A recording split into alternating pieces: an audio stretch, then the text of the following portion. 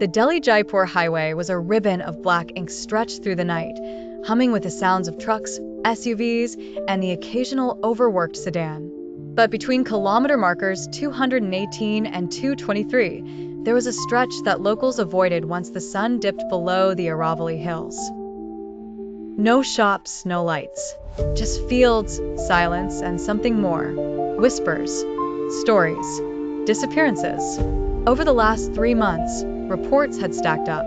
Vehicles found abandoned, blood in the dirt, cell phones crushed. 1 or 2 drivers barely survived to talk about it.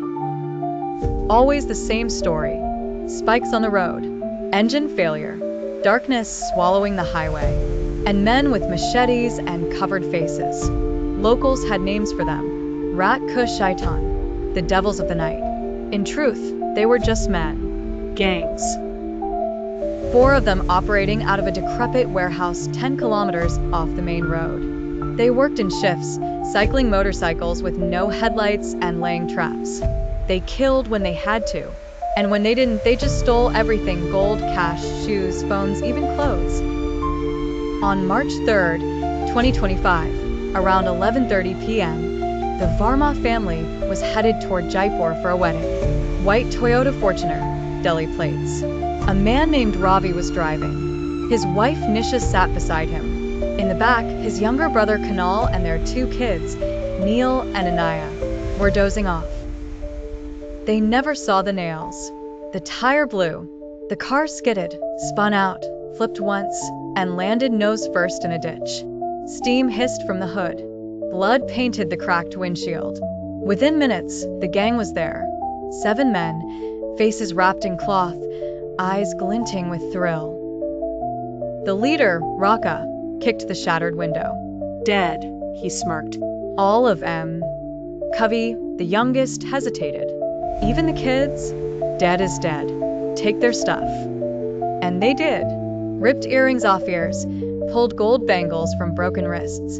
Kunal's wallet had 6,000 in cash. Nisha's handbag had more jewelry, her dupatta stained with blood. Neil's tiny hands still clutched his toy car. Raka took it anyway. By 12:30 a.m., the gang had vanished into the night with their loot, drunk on blood and victory. At 1:12 a.m., the bodies were wheeled into the mortuary. All 5, tagged and bagged. No signs of life. No heartbeat. Rigor mortis had begun. At 1:34 a.m., the security guard outside the mortuary, Hariram, heard the sound. Metal sliding. He turned. The door creaked open on its own. Then he saw her. Nisha Verma stood barefoot. Blood dried in her hair, her eyes milky white, her head twitching unnaturally side to side. The white hospital sheet slipped off her like a snake's skin. Hariram gasped, but the scream never came. The lights flickered. The CCTV system froze. Every bulb in the corridor exploded with a pop. Nisha walked forward, dragging her bare feet across the linoleum, leaving a faint trail of soot. She didn't breathe. Her lips moved. Mine. All mine. By 2:07 a.m., she was gone. The air around the accident site turned cold. Trees shivered. Wind carried whispers in a voice that didn't belong. Then came the fire.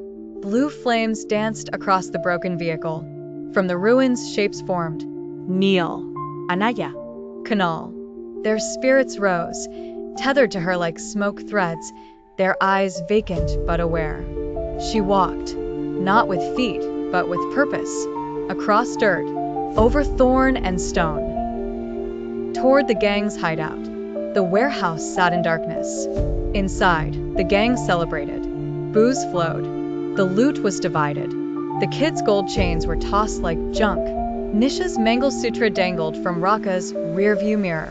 At exactly 3:03 a.m., the warehouse's lights cut out. A low moan echoed through the fields. A dog barked and then whimpered into silence. Fog rolled in unnaturally fast, dense and suffocating. Raka stepped outside to check. He saw nothing until he turned around. She stood there, Nisha, still in her bloodied sari, eyes glowing white. hair floating like it was underwater. "You shouldn't have touched them," she said, her voice layered with something else. Older, darker. He tried to run. His legs bent backwards, snapped like twigs. He collapsed, screaming. Inside, Covey heard the cries and rushed out. He found Raka crumpled, limbs bent wrong. Then he saw the shadow in the fog, a woman holding a child in each hand. But their faces were skulls. He screamed, turned to run. The doors slammed shut. One by one, the rest of the gang was hunted. Vishal, who took Nisha's bangles, was found suspended. Upside down in the rafters, his eyes removed, gold melted into his skin. Deepak, who stole Ravi's watch, was crushed under the very car engine he helped loot.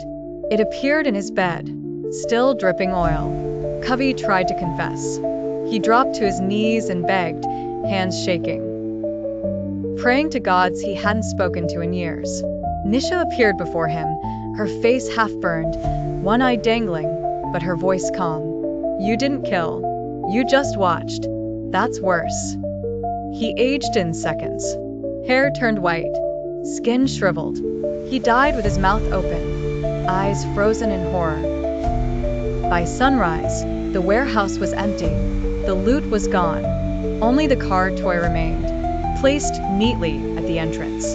Police arrived hours later, found 7 bodies, twisted and burned. The CCTV footage only showed static, and then, briefly, the face of a woman with dead eyes staring into the lens. Dr. Mehta, the coroner who received the bodies, never spoke again. His hands trembled endlessly, and he was admitted into a psychiatric ward. No one claimed the Verma family's remains. They weren't in the morgue anymore. Back on the highway, kilometer 221, if you drive at night. Your radio might cut to static. Your engine might stall. You might see a woman in red standing in the road, holding 2 children's hands. She doesn't speak. She just points. And if you've done wrong, if you've stolen, lied, hurt someone on this highway, she follows. And she never forgets.